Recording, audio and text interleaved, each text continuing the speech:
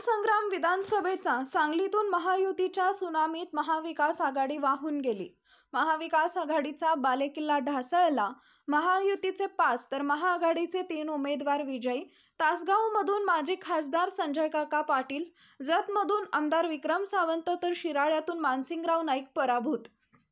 सांगली जिल्ह्यात विधानसभा निवडणुकीत महायुतीचं वर्चस्व सिद्ध झालंय, तर सांगलीतून महाविकास आघाडीचा बालेकिल्ला ढासळला। मिरज, सांगली, शिराळा, जत, खानापूर या ठिकाणी महायुतीचे उमेदवार विजयी झाले। इस्लामपूर, तासगाव, कवठेमहांकाळ आणि कडेगाव पलूस मतदारसंघात महाआघाडीचे उमेदवार विजयी झाले। माजी मंत्री जयंत पाटील हे इस्लामपूर विधानसभा मतदारसंघातून सलग 8व्या वेळेला विजयी झालेत, तर विद्यमान पालकमंत्री डॉक्टर सुरेशभाऊ खाडे हे 5व्यांदा आमदार म्हणून निवडून आलेत।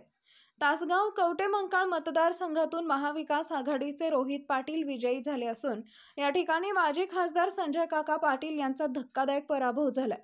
पलूस कडेगाव मतदारसंघातून माजी मंत्री विश्वजित कदम यांचा विजय झालाय।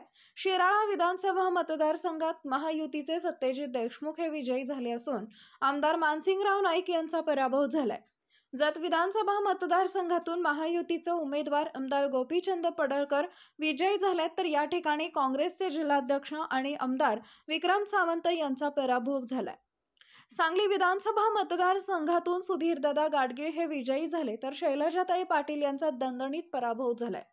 खानापूर विधानसभा मतदारसंघात शिवसेनेचे उमेदवार सुहास बाबर यांचा विजय झाला असून या ठिकाणी वैभव पाटील सांगली जिल्ह्यात महायुती विरुद्ध महाआघाडी अशी लढत झाली। तरी सुद्धा अनेक ठिकाणी बंडखोरी झाली होती, मात्र केवळ सांगली विधानसभा मतदारसंघातच बंडखोरीचा फटका काँग्रेसच्या उमेदवारांना बसला। मात्र महाआघाडी असो किंवा महायुती असू दे, अन्य मतदारसंघात बंडखोरांचं तेवढे प्राबल्य दिसलं नाही। महायुती सरकारनं सुरू केलेल्या लाडके बहीण या योजनेचा मोठा प्रभाव या निवडणुकीच्या निकालामध्ये दिसून आला। त्याचबरोबर महायुतीमधील भाजपा, शिवसेना आणि राष्ट्रवादी या पक्षाचा तिकीट वाटपापासून ते प्रचारापर्यंत सर्व गोष्टी नियोजनबद्ध दिसून आल्या। मात्र सांगली जिल्ह्यात महाआघाडीमधील 3 पक्षांच्या मध्ये बेवनाव दिसून आला। अगदी शेवटपर्यंत जागा वाटपात वाद दिसला। अनेक मतदारसंघात शेवटच्या क्षणी उमेदवार जाहीर करण्यात आले।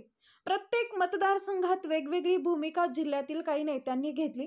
या सर्व गोष्टीचा परिणाम म्हणून या ठिकाणी महायुतीचे सांगली जिल्ह्यात आतापर्यंत सर्वात जास्त आमदार निवडून आलेत। पॉवर मराठी न्यूज नेटवर्क, एकच नजर चौफेर खबर। Power Marathi news.